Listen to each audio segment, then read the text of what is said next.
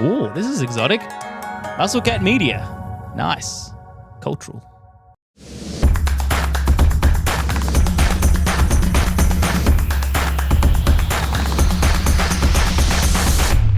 Weekend Pickoff time, as we always do on a Friday, this time of day, this time of week. Going to be a short one this week because I just informed the boys that I need to get to the butcher ASAP. And if I don't, my wife is going to have a very sad 4th of July birthday party with no meat. It's hard to do a barbecue when you don't have any meat. So we're going to be short and sharp today. But every time we say that, it seems like we have a 4.5-hour episode. And I've already done an intro that's 1.5 minutes long. Boys, how are we? Eric's joining us on his phone from an ice rink. This may be a first for baseball expats. Eric, hello.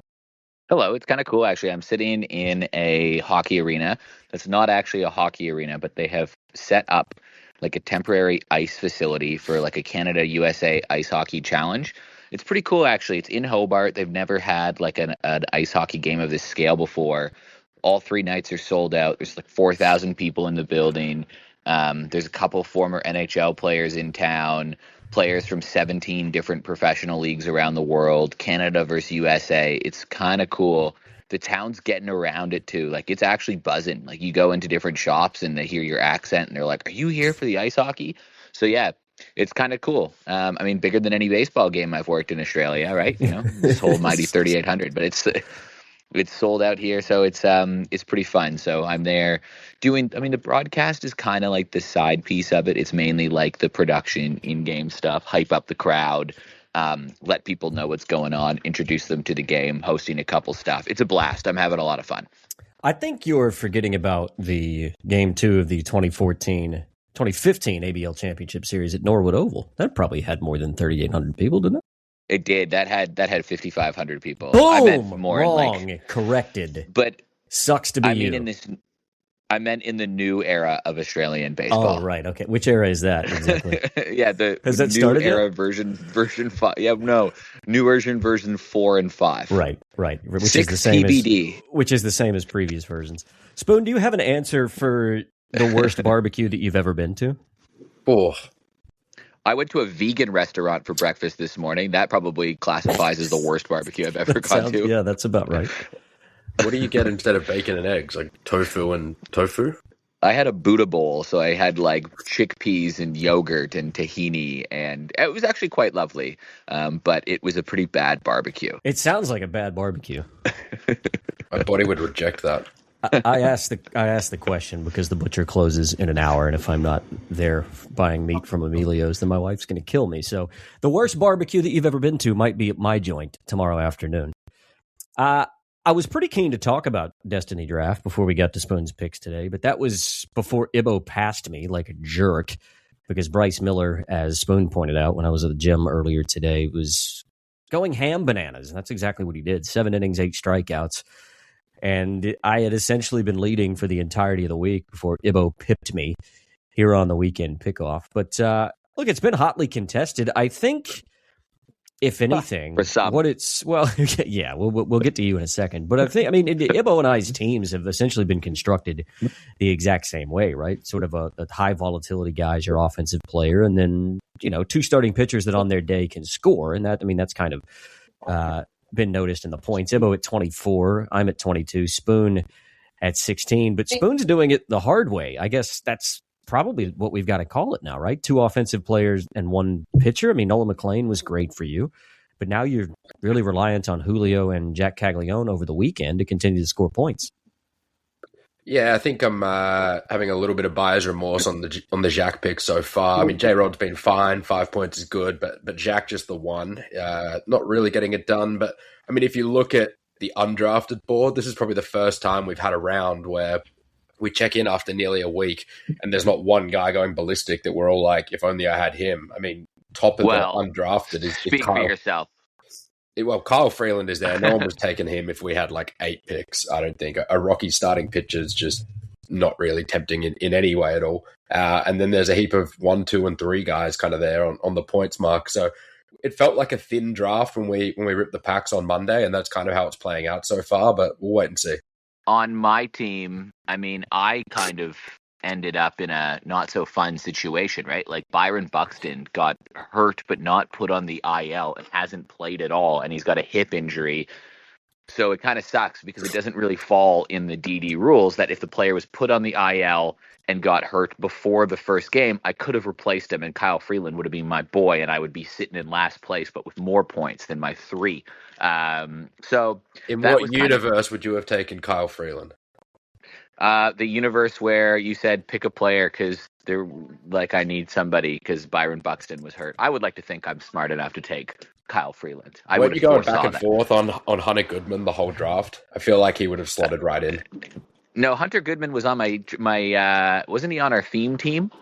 Yeah, he was not a theme team. Our NL All Stars or NL All Stars. Either way, I haven't had a start from Logan Webb yet. That might buoy me, but Contreras has done nothing, so I am royally, I am royally Charlesed. It's not so good right now in Camp Polnar. Ibbo's going well, though. Am I the only person that constantly gets Hunter Goodman and Kyle Freeland mixed up? Does that happen for normal baseball fans? Any of you as well? I can't tell them apart. Well, it's kind of like adjective, noun, name, right? Those are the always hard ones to kind of. No, it's just because they both play for the Rockies and their last names kind of end with the same vowel sound, and you're like, I can't be bothered learning. Noun. I can't be bothered. Off the back of the episode earlier this week, where it was like, oh, big markets should learn the little guys. I'm like, I can't even be bothered learning who these 2 Rockies guys are because they're not going to be Rockies for very long if they keep performing, right? Good man, free land. There's a free man as well. Free man, yeah. Kyle Freeman, Hunter Goodman, Kyle Freeland. Yeah. They all sound like MLB The Show regens, right? Hard no at me in the being bothered to learn the difference between the 3 of those guys at any point while they're still in Rockies uniforms. You mentioned Ibbo there, Eric. He is leading. And when we got off air on Tuesday, you were running through sort of a stream of consciousness that he'd been sending you via text, which we should have read out over the air. But lucky for you and Ibbo and all of the audience's listening pleasure, I want you to pull up that text message thread that you've been having with Ibbo during the week, because this is sort of indicative of the roller coaster that you ride when playing Destiny Draft. Just treat the listeners, if you will, to some of the what sounds to be a very one-sided conversation, by the way, that you've been having with our man Ibbo. Well, there's no context to some of these texts too. Like, it's that's exactly the point. Yeah, it's like Ellie, sad face. Then you wait a little bit. Then just Buxton with no. It just says Buxton, which obviously he was referring to, him being hurt. And then Ellie with a few exclamation marks. And then I said Buxton out, and he said hip isn't a great sign. And then later on, just punched out the last out, but I'll take the 2 points. And then he goes, I'm happy for Rolsey. It really seemed like he needed a win. And then and then an hour later he goes, Kevin goes 7 is what the kids are going to say all week, which is, about Kevin Gossman. And then on Wednesday, 2 days or the day later on Wednesday at 12:42 p.m. he says, Kevin strikes out 7 still has a pretty good ring to it. And then, later on he goes, I got to keep scrolling here. He goes Miller, and he says, got it on. His split is killing him. And then, an hour later, Julio leaving after getting hit by a ball seemed precautionary, but the ball in the back of the head is never a good thing. And then he goes, thought it was more of a doink than a hit anyway. So it's just, he's a medical professional. And there's a couple responses I have in there, but I am loving the stream of consciousness and that he is all of a sudden flicking on games of his players, even of his opponents, right? Like, he was happy for you that Tremmel hit a homer because it just seemed like you needed a win, Rolsey. And then 3 days later passes me. Ibbo's going to join a long list of listeners, I think, that fall in love with this concept. Like, I know I spoke to the Canary the other day. He's in Greece at the moment. And he messaged me. He was like, looks like Nolan went crazy for you. And I was like, what? And he's like, yeah, dude, I've been checking it every day, following it. Like, he hasn't been competing, since round 2 when he had the listener's spot, but he's kind of locked in still to Destiny Draft. And I feel like you could easily fall in love with this concept. And it's a pretty good spectator sport, I think, compared to maybe traditional fantasy sports where, you don't really care how someone else's team's doing if your team isn't doing well. So, by the way, I've just texted Ibbo, you are the leader. Any official comment? Now, I know we're going to be off his pod in like 7 or 10 minutes, but I'll interrupt you and give you his comment if Ibbo gets to us in that time. Good. It's probably going to shit on me after congratulating me for scoring a point on the first day of Destiny Draft. So I appreciate that from Ibbo. I wouldn't expect anything less from him. Look, let's move on to some tips for the weekend. Look, our man Spoon, I know we say this a lot, and sometimes it's hyperbolic. Sometimes it's hot. It's outrageously like sometimes it's hyperbole, but there are no superlatives that we could give for how white hot our man Spoon is at the moment. And it's not across it's not just across baseball. It's across soccer. He had 8,000 bets in the AFL last night and was upset because one of them that was 19-1 didn't get up because he missed it by a quarter. And no one felt sorry for you. So you're going to want a pen and paper. I don't know. Do people still write stuff down? I imagine people listening to this podcast in the 1960s with a notepad and they're actually just writing Spoon's tips down before they go to the bookie. But if you want to make a bit of money this weekend, I am bigging this up, Spoon, so you better not screw this up. So you've got two best bets on the weekend, and we will start with Yankees Twins.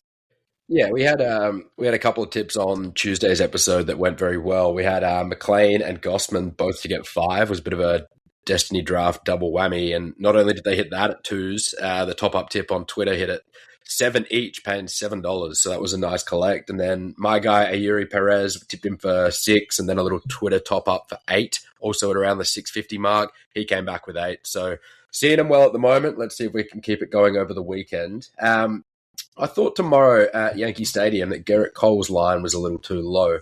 You're getting even money about 5.5, so we need 6 or more strikeouts up against the Twins. The Twins are a really interesting case this year. They're 11th in baseball for strikeout rate, but at home they're striking out under 20% of the time, and then when they go on the road, it's over 23%, which is one of the worst in baseball. No Buxton in the lineup, and I know that he has a bit of a strikeout factor himself, but it's always the guys that you replace these guys with. And a couple of the guys down the bottom of the Twins lineup are just striking out a ton at the moment.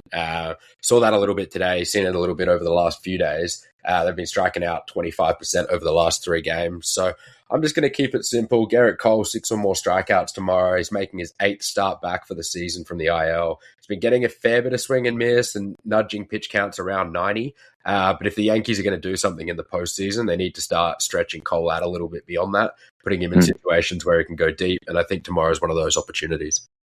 Been watching a lot of Yankees baseball, for better or for worse, the last few days. Obviously, me having Will Warren and Destiny Draft. Spoon's been death riding Cam Schlittler because he's trying to get Dylan Cease up to win the American League Cy Young. And now we get to watch Garrett Cole and hope that he strikes out 6 or more Twins tomorrow at even money. I feel like you've probably been watching a lot of Yankees baseball, for better or worse, the last couple of weeks too, Spoon. Yeah, I mean, I had my turn with Will Warren. Now you've got your turn with Will Warren. So there's been a little piece of interest in probably all the Yankee starters at the moment. So yeah, I'm pretty excited to watch tomorrow, albeit through blurry eyes after a 3 a.m. wake up for Australia in the World Cup. So again, Garrett Cole 6 or more, and do keep an eye on Twitter, weary-eyed or not. If Spoon does like a top-up, he'll let you know at Spoon Does Baseball. And for your second best bet, let's see if I can do this from memory because I didn't write it down. We're going to Red Sox Angels from memory.